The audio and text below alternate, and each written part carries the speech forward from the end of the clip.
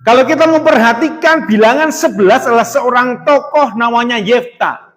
Saya memberikan tema yang lain selain the hero adalah kemenangan pemenang yang tertunda. Kenapa pemenang tertunda, saudaraku? Kalau kita memperhatikan dari bilangan 11, dari ayat 1 sampai ayat 3, kalau saudara memperhatikan di sana, sudah ketemu saudaraku? Ayat 1 sampai 3, saudara bisa memperhatikan di sana, Yefta itu adalah anaknya Gilead. Gilead itu anaknya Yakub, anaknya Israel, saudaraku ya. Yefta itu anaknya Gilead. Dan Gilead itu punya banyak istri. Tetapi Yefta itu lahir bukan dari seorang istri. Yefta itu lahir dari seorang apa, saudaraku? Ayat yang ke-1. Apa? Banter orang apa-apa? Banter apa-apa? Apa? Perempuan? Di sana ditulis secara halus namanya perempuan Sunda. Kalau ada perempuan Sunda berarti dia bukan istri, dia perempuan yang nggak baik-baik, saudaraku. Gimana? Ini sesuatu yang menurut saya ini Gilead itu kurang apa ya, bojone oke, saudaraku ya. Bukan hanya satu, tetapi dia masih juga main dengan perempuan yang lain, saudaraku ya.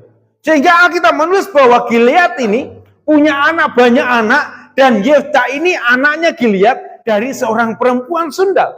Dari perempuan yang nggak baik, yang diajak Gilead sampai hamil dan melahirkan si Yefta ini. Saudara, yang pertama, dia anak perempuan Sunda. Yang kedua, ayat yang kedua, Yefta ini diusir dari rumahnya. Saudara bisa memperhatikan, namanya seorang anak nggak pernah berharap dia itu diusir dari orang tua.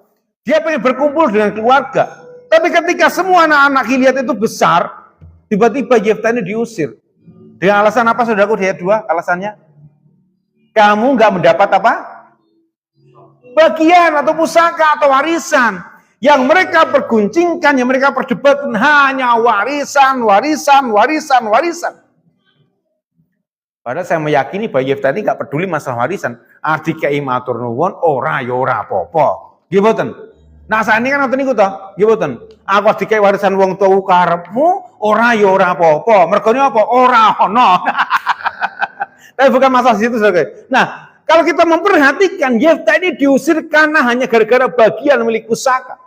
Karena dia bukan dari orang yang seorang anak yang lahir dari seorang istri dari perempuan Sunda, dia nggak mendapatkan hak sama sekali atas hidupnya, atas harta-hartanya. Saudaraku, yang ketiga, kalau saudara merasa ayat ketiga jadi apa, saudaraku? Setelah ayat ketiga, ayat ketiga yang buah kitab Al-HP dan Al-Al yang lain, lari jadi apa? Petualang. Jadi selain petualang, perampok. Wow, so, bisa bayangkan di sini. Pertama jadi apa? Dari ibunya apa? Sundal. Terus kedua, diusir. Ketiga, perampok. Coba bayangkan kalau kita membaca Alkitab bukan hanya mau cotok seperti itu. Sekarang kita membayangkan jadi sisi Yefta.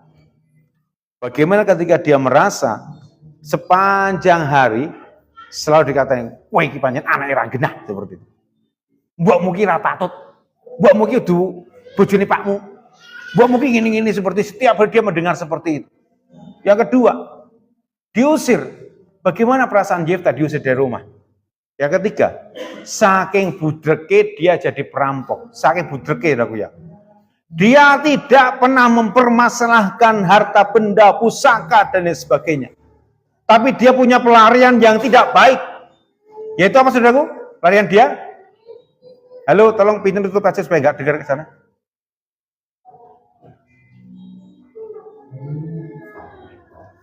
Pelarian dia jadi apa, saudaraku? Jadi perampok. Karena dia pengen membuat sesuatu yang hidupnya tuh nggak butuh orang lain. Dia jadi perampok. Dia sering merampok sana sini menjadi orang yang tegar dan gak punya hati lagi. Hanya gara-gara apa? Di rumah DC, terus diusir, dilok-lok nih elek terus tiap hari saking budreknya dia lari dan jadi perampok. Kebayang gak sih bagaimana hatinya Yefta pada waktu itu? Mari kalau kita belajar Alkitab, kita baca Alkitab bukan hanya baca toh seperti itu. Kalau kita hanya baca tok percuma satu hari sudah membaca berpasal-pasal, 1 pasal, 2 pasal, 3 pasal, 4 pasal, tapi hanya gurwo cotok seperti itu. Tapi mari kita ke sisi sana, Yefta bagaimana perasaan hatinya. Hatinya hancur ketika dia diusir. Hatinya sakit ketika dia dikata-katai. Anak perempuan Sunda lah, anak apalah seperti itu. Saudara, dia melarikan diri dan menjadi orang yang gak baik. Tapi hari ini saya katakan, dia menjadi seorang pemenang yang tertunda. Saudara, jika tahun ini 79 tahun kita merdeka, dan setiap tanggal 17 Agustus itu pasti ada orang-orang yang veteran, yang menjadi pahlawan-pahlawan negara, diberikan hadiah-hadiah yang mungkin mewah atau tidak, diberikan penghargaan dan sebagainya seperti itu. Karena apa? Karena dia berjasa bagi negara. Tapi hari ini saya tanamkan pada saudara, penting memang berjasa bagi negara. Tapi lebih penting lagi, sudah berjasa dan jadi pemenang, jadi pahlawan bagi keluargamu. Katakan amin. Coba tengok kanan kirimu, katakan, jadilah pahlawan bagi keluargamu, seperti itu.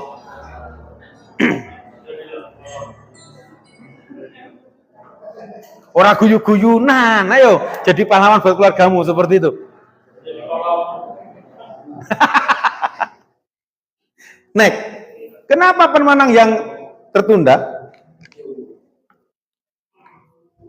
Saudaraku, mungkin Bang Putra atau yang lain akan tahu ini. Kenapa, saudaraku? Jangan menyerah.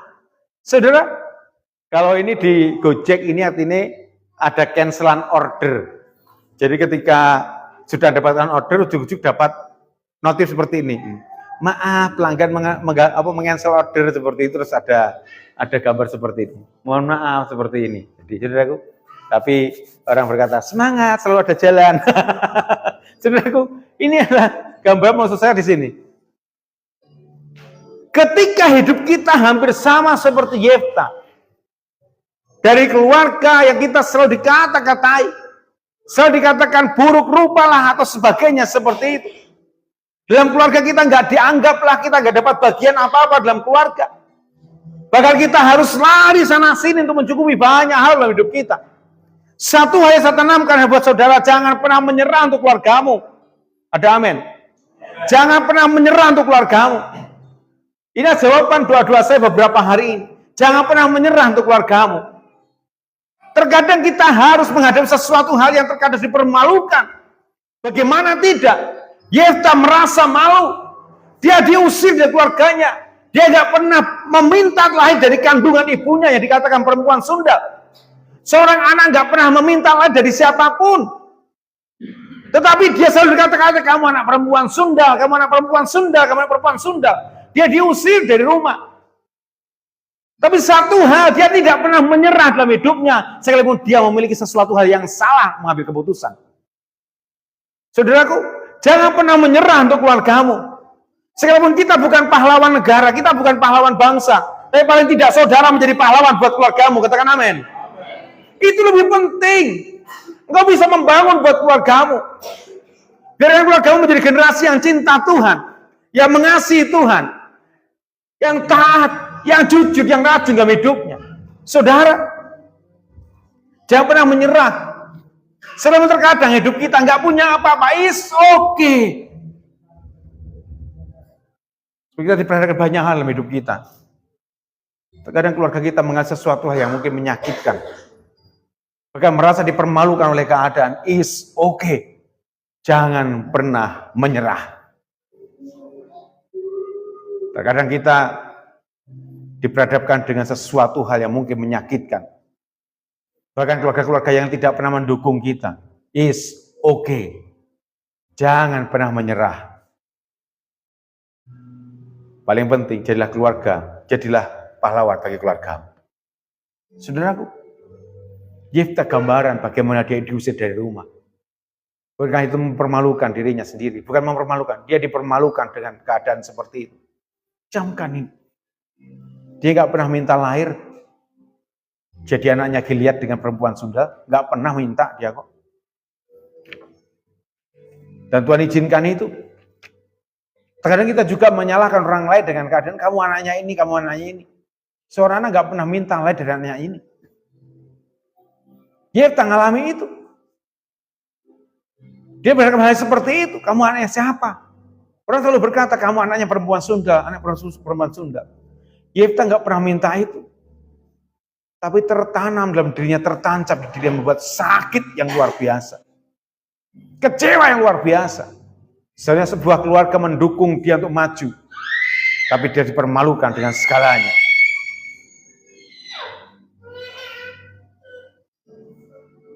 Saudaraku, jika samping kanan kirimu ada keluargamu, coba tengok.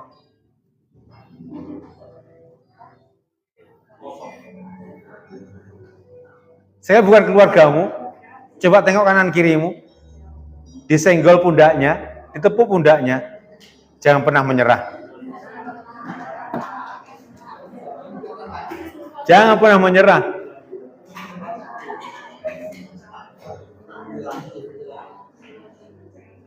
Keluarga boleh menolak kita. Keluarga boleh nggak mendukung kita. Bahkan keadaan nggak boleh nggak mendukung kita. Tapi satu sudah tanamkan, jangan pernah menyerah. Jadilah pahlawan buat keluargamu, jangan pernah menyerah. Sekali kita diperhadapkan sesuatu yang sangat sulit, jangan pernah menyerah. Karena Tuhan gak pernah tinggal diam buat dirimu. Ada amin. Tuhan gak pernah tinggal diam dalam dirimu. Yang kedua, yang terakhir. Saya tahu karena sudah ada suara-suara yang memanggil untuk lomba-lomba. Ada yang mau karnaval juga soalnya. Yang kedua, apa saudaraku? Tulisannya udah boyone saudaraku ya, tulisannya. Ya. Apa? Kenapa saya berikan gambar boyo yang nyanto anu nih? Dia fokus untuk naik, tapi dia gak sadar ada moncongnya yang nyangkut. Raiso tadi ya. Tapi dia gak peduli, dia tetap jalan gitu. Tapi dia gak sadar ada moncongnya yang nyangkut. Karena apa? Itu bukan jalur dia. Kalau saudara dalam hidup ini sesuai dengan jalurnya Tuhan, jalur kita tidak ada yang nyangkut di ondo tadi. Jalur dia di mana? Di air dan di darat. Di tempatnya Jesse pada itu masih banyak. Jadi saya lupa namanya apa sebelum saya tempatnya Jesse di Nangka sana. Kami menginap di pertengahan antara Ponti dan Nangka, saya nggak terlupa namanya. Nginap di sana dan pagi-pagi kan di Pontianak itu kan menurut saya ya maaf ya, airnya kan keruh. Jadi kami nggak bisa mandi sana karena airnya keruh seperti itu. Dan di pertengahan desa antara Nangka dan Ponti itu kami pagi-pagi langsung mandi sakisan karena ketemu sungai besar. Wah, banyu, orang Jawa ketemu banyu dan tadinya apa namanya? Kan di Ponti kan banyunya nggak baik, bukan nggak baik, warnanya nggak baik, warnanya keruh seperti itu.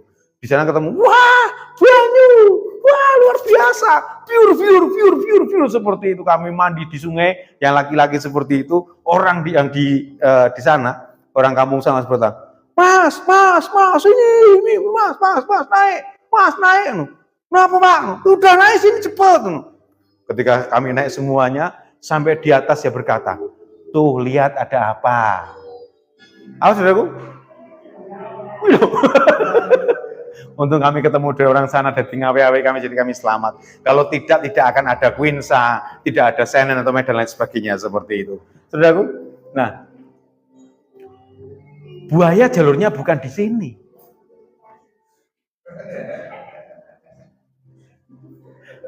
Buaya jalurnya di darat dan di sungai.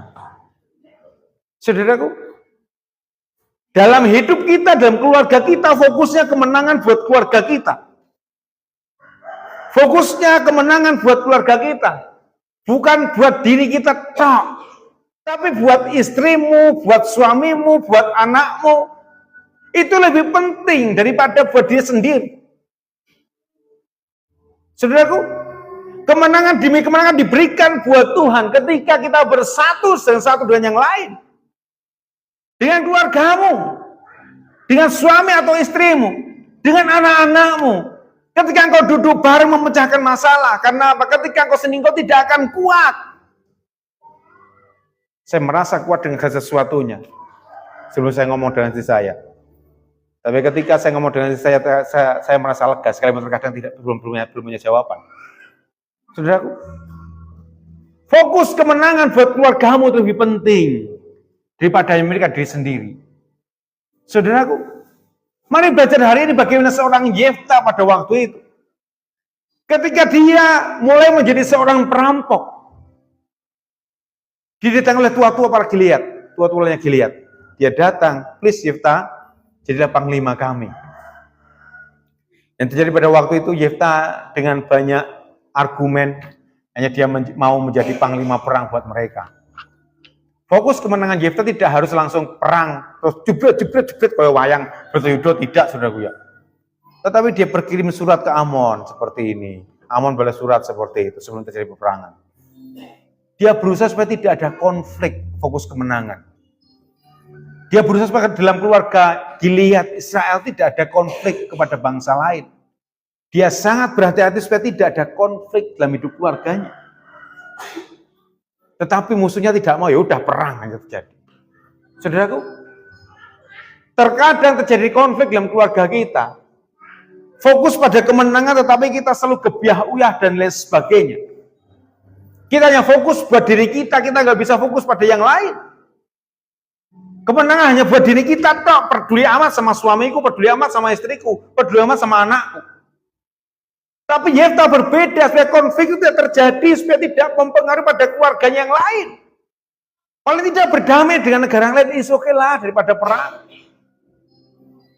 Saudaraku, bagaimana dengan hidup kita? Terkadang kita terjadi konflik dalam keluarga kita. Karena ego satu dan yang lain, itu masih sama-sama kuat. Tapi hari ini, saya berikan buat saudara, fokus pada kemenangan, tapi dengan jalurnya Tuhan.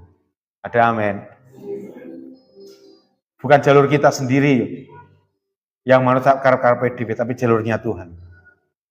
Buaya tidak akan bisa naik, karena itu bukan jalur dia. Nyangkut terus moncongi. Mungkin mulutnya perlu dikepras, saudaraku ya. Jadi munggah seperti itu. Satwa itu bukan jalur dia. Tapi kalau kita bersama dengan Tuhan, dengan jalurnya Tuhan, kita akan mengalami kemenangan. Katakan amin. Kenapa Yefta bisa menang mengalahkan Amon? Kenapa Gilead bisa menang di bawah kendalinya Yefta? Yefta ada berusaha supaya dia tidak terjadi konflik dalam keluarganya. Kita bukan menghindari konflik, tapi kita menyelesaikan konflik itu. Supaya terjadi perpecahan. Lalu kenapa Yefta bisa dipakai Tuhan, bisa memenangkan peperangan itu? Next, yang terakhir, slide terakhir. Yefta artinya apa, saudaraku? Allah membuka. Yefta artinya Allah membuka. Maka imani dalam hidupmu. Sekarang terkadang kita sama seperti Yefta. Bila Allah membuka setiap hambatan-hambatan yang terjadi dalam hidup. Terakhir kita berhadapkan sesuatu yang sulit. Konflik sana sini dalam keluarga. Terakhir kita berhadapan pada sesuatu yang sulit. Harus dipermalukan dengan keadaan. Tapi hari ini imani seperti Yefta. Allah membuka jalan buatmu.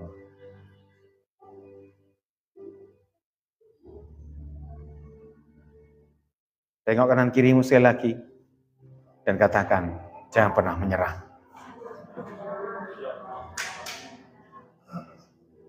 Karena waktu Tuhan selalu yang terbaik. Amin. Ini akan pujian ini. Berdoa buat masa depanmu, buat keluargamu. Yes.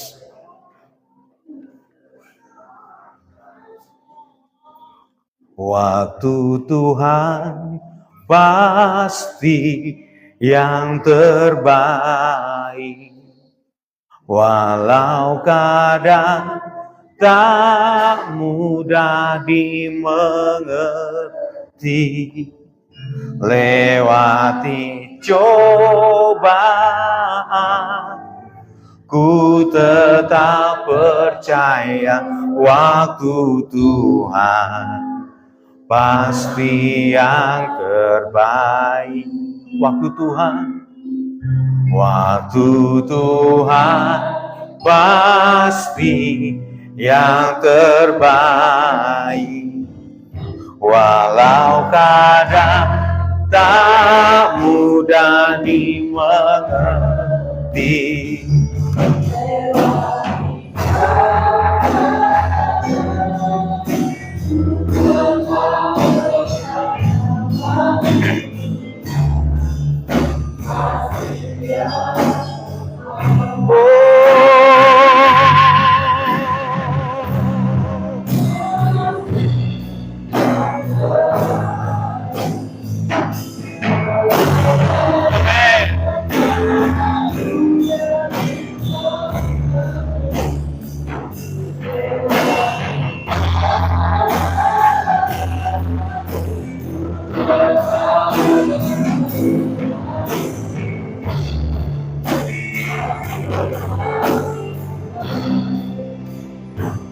Saudara,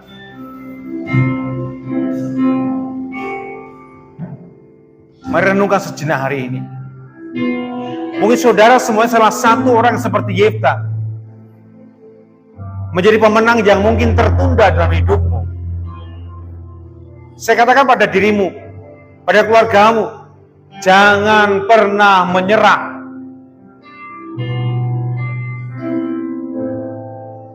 Mungkin keadaan gak mendukung kita. Mungkin keluarga gak pernah mendukung kita. Mungkin gak sesuatu gak pernah mendukung kita. Bahkan kita merasa dipermalukan dengan keadaan. Tapi hari ini saya katakan benar saudara dan saya sendiri, jangan pernah menyerah.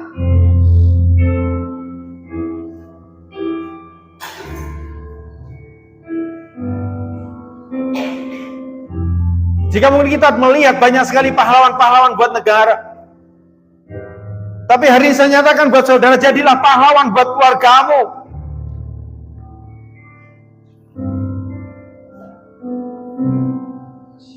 Dan fokus pada kemenangan. Fokus pada hidupmu.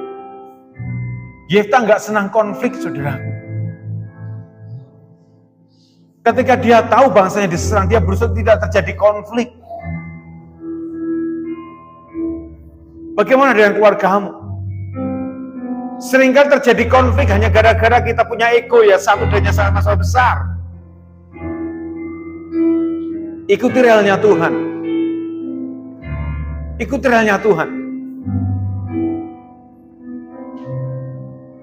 Sesuai waktunya Tuhan terbaik buat saudara. Waktunya Tuhan yang terbaik buat saudara. Terkadang kita merasa hari demi hari kita merasa dipermalukan dengan keadaan. Kita gak didukung satu dengan yang lain. Bahkan keluarga pun terkadang kita merasa semua memejamkan mata buat kita. Tapi kali saya nyatakan buat saudara, jangan pernah menyerah dalam hidupmu. Jadilah pemenang, jadilah fokus pemenang, jadilah fokus pemenang dalam hidupmu.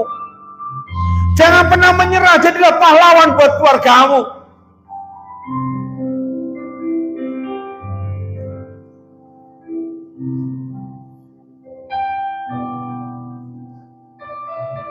Ya semuanya waktunya Tuhan buat hidupmu, buat keluargamu. Yes.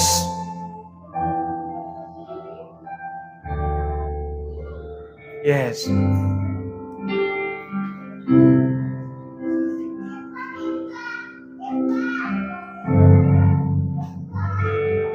Bila kau izinkan sesuatu terjadi. Amin. Amin. Ku percaya semua untuk kebaikanmu. Bila nanti telah tiba waktu, ku percaya kuasa-Mu memulihkan hidupku. Waktu Tuhan pasti yang terbaik, walau kadang kami mengerti lewati cobaan, ku tetap percaya waktu Tuhan pasti yang terbaik. Waktu Tuhan, saudara, jangan pernah menyerah. Waktunya Tuhan yang terbaik dalam hidupmu. Jangan pernah menyerah. Seperti tidak didukung sama keluargamu, satu dengan yang lain. Dan ternyata pada saudara, jangan pernah menyerah. Jadi pahlawan buat keluargamu. Jadi pahlawan buat keluargamu. Yes.